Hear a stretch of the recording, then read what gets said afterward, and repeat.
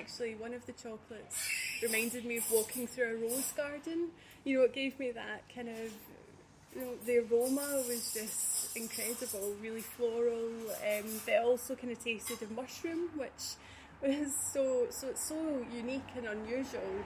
I've kind of lost my train of thought, but just, yeah, I guess there are these kind of resources out there in this amazing community, and there's no wrong way really of approaching all this, because it is so personal, you know. So I think some people, so me personally, you know, I was a bit worried about, you know, am I going to get this wrong? Am I not being able to taste stuff? Yeah, or is my palate just not good enough yet to pick all this up? But once you get in there and you just stop judging yourself for, you know, the emotion overcome you, or the stories or memories. So it just, I don't know. If you're not worried about getting it right or wrong, I think just enjoy it if you can. So. It's funny you say that. So I'm certainly not any sort of a connoisseur, but I've gotten quite into wine the last few years. So I was diagnosed with PCOS, which is a whole nother story. But because of that, I was supposed to cut back on like gluten and things like that. And I was quite a big craft beer fan, shall we say. So I sort of switched over to wine and started to learn a little bit about it. And I was very conscious of that at first as well, thinking like, how can I go to these wine tasting courses? I don't know what I'm doing. I don't have that palate, exactly as you said.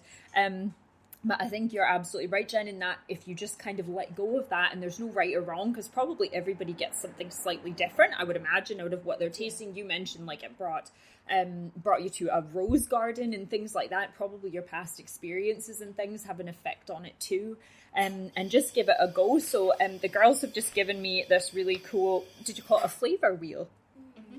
Yeah. And so we've got all sorts of different categories, like from fruity and sweet and nutty to earthy, spicy, floral, herbs. And you've got, I don't even know how many different flavours on here. And it's incredible that you could pick all these little flavour, like single flavours out of chocolate.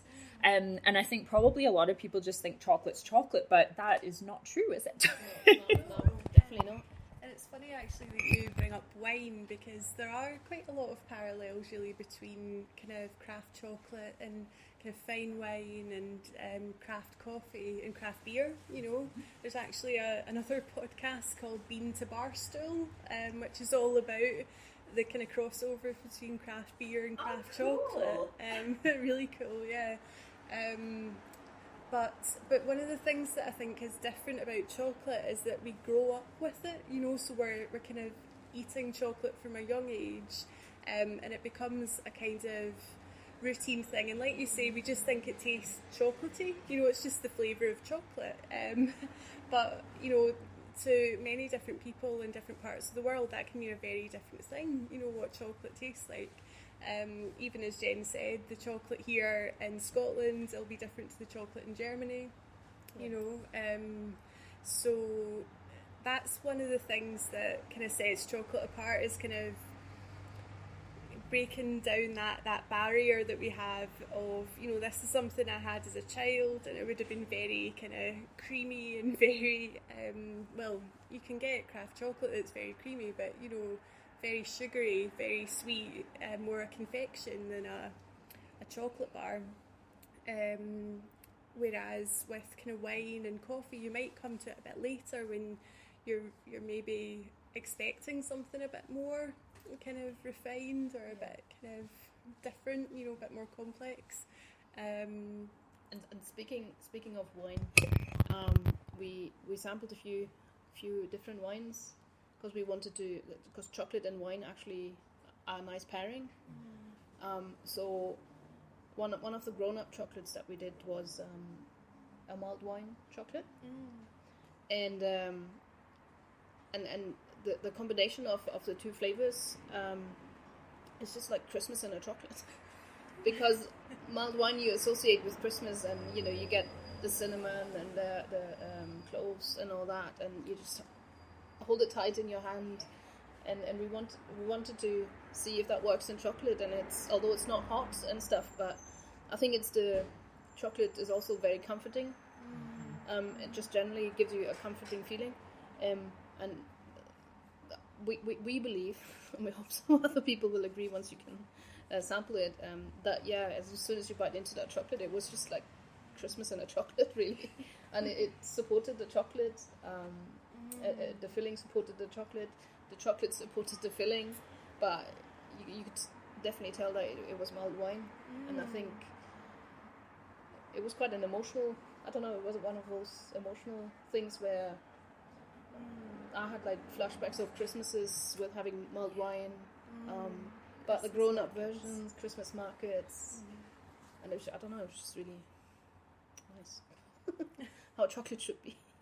No, I think you're right. Like, chocolate is definitely a comfort thing, and I think part of that is the way that it's presented to us. It's like, I don't know, if you have a bad day, you might go buy yourself some chocolate, but I think you're absolutely right. It goes back to childhood. You've both brought that up, and it is, chocolate was a treat when you were a kid. Like, I have a 3-year-old daughter, she loves chocolate, and it was funny what you said about the palate too, because I'm trying to have more dark chocolate. When I buy chocolate, it's like a bar of dark chocolate, because again, with all this dairy and gluten and all these things I'm trying to cut down on. So she asked me the other day if she could have some, and I thought, she's not going to like dark chocolate. It's more bitter, and she's used to, like, you know, the sweeter stuff. And she tried it and loved it and asked for more. So it's funny, because when I was little, I would probably just eat like whatever generic chocolate was out there, whatever you got at Christmas and Easter and things like that. But if I bring her up knowing craft chocolate, knowing the little bit more complex flavors, and, you know, chocolate that is coming from one source and is not just your overly sugary sort of generic stuff, she probably will have an appreciation for that from a young age, which I think most people in our generation probably don't. And that's a good point that you make about the association with dark chocolate being bitter, because we discussed it, was it yesterday? Yeah. That's the memory we had of dark chocolate. But now we, over the last 9 months, we have tried so many dark chocolates, and some of them are like quite high percentage, where the higher the bitter normally, but it's not the case, because some of them are so mild. Some of them are so fruity, some of them it's just so different, so it's not what you're used to and what you grew up with. And that's another thing about, you know, craft chocolate makers, because they roast the beans themselves. So a bit like with coffee, you know, if you kind of delicately roast it, you can kind of eke out the flavours without maybe, because that bitter taste is often kind of burnt cacao bean, you know, especially or like bean. blended beans, and then the temperature. Yeah, which is a technique that is used so that, you know, if you've got a big blend of cocoa beans, you don't want all those competing flavour notes. So what the bigger companies will do is use a higher temperature to knock out the individual flavours, so that it's more flat profile, and then it can be used for lots of different purposes by lots of different companies. Whereas that goes against what craft chocolate is trying to do, which is bring all those nuances and those unique flavours, which is what we have come to love about, you know, dark chocolate from craft chocolate makers. And that makes it more interesting for us to match the fillings, to highlight that. Otherwise, I don't know, it would just be about the filling, and having some generic chocolate flavour around it. But it's much more exciting now to decide on flavors, because we actually use the kind of flavor wheel and talk about what memories it evokes, and then come up with ideas. So even what you said earlier about the mushroom. So we personally love mushrooms, and we believe that chocolate and mushroom would be really, really amazing. We haven't experimented with it yet, but you know, something like that. So it's like never boring, and it's going to be really, really exciting to do this, you know, for some time to come. Definitely, and that's one of the things. So because the ingredients we use are very kind of fresh and natural, kind of besides the chocolate, you know, we're using all kind of fresh and locally available ingredients. So it all depends on what's available seasonally. So our flavours will change with the seasons, so we'll always be kind of challenged and have different flavours to play with, and we'll get to taste different craft chocolates to then match different flavours, you know, so we can go through that process again and again, and each time we do that, we'll pick up different flavour notes that we want to then accentuate and play with. So it'll never be boring. That's so cool, and it means you can get so creative too. So as you're saying, like, you're never going to get bored because there's endless combinations of things you can try, and probably every time you try a new chocolate, something probably pops in your head and you go, actually this would go really well, or that's such an interesting process.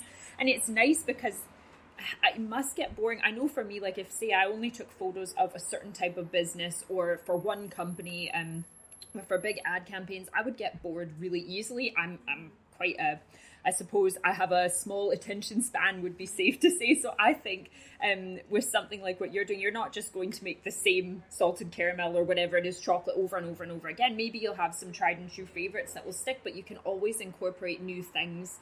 And seasonally is great too, because as you build regular customers, they know that they can always get something different. They won't just be buying the same thing time and time again. So that sounds really cool.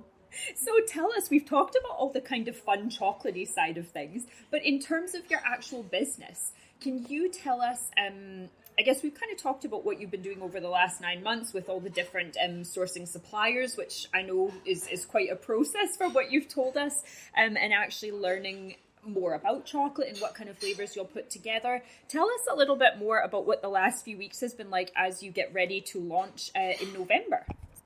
As a major part of what we learned over the last couple of months, it was about the chocolate and the values behind it, and especially the ethical values. It kind of influenced the other aspects of our business in terms of that you not normally see or think about as much. But one big thing was the packaging, for instance. So we couldn't just we needed to think about that the packaging we use match our values, but at the same time we wanted to incorporate like an experience for the customer, so we didn't want to shortchange both of them. So one of the things we spent a lot of time on was finding suppliers for stickers, ribbons, the packaging itself, which as a small startup with very little funds is quite difficult, because at this point we can't afford custom made and request what we need.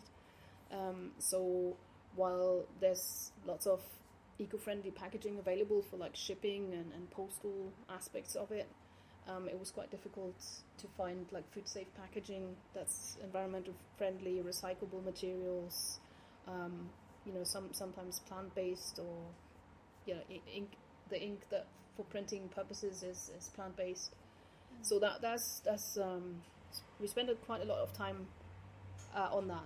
And the beauty of the last couple of weeks in terms of that was that it's like slowly coming together, and we're getting all the bits and bobs that for the whole like packaging and to putting it all together. And I think that's the most rewarding thing, because you spend so much time theoretically doing stuff and planning things and reaching out to people, but then actually physically seeing it come together.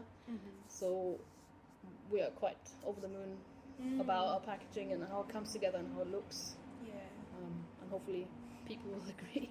It looks great. I'm looking at the box right now and it's absolutely lovely. And I think it's great that you found a way to kind of stick with your values and ethics and everything that you're saying, not just with the products you're making, but the way that you're packaging them up as well, which is really, really great.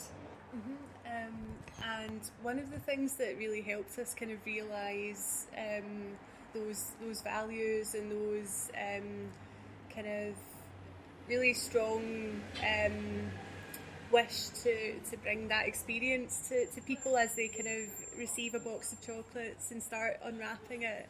We wanted to give that feeling of unwrapping presents on Christmas morning, so working with a local designer was amazing. We worked with Alice Bellini, who was just so great and so patient with us, because we'd never worked with a designer before. We didn't really know what we wanted or how we wanted to kind of represent things, and she really helped us to bring that to reality. She kind of helped us to tell our story through our logo, basically. Because as some may know, that a designer gives you various options. So the first one wasn't really what we were looking for, that we were presented with, but it kind of sent us off in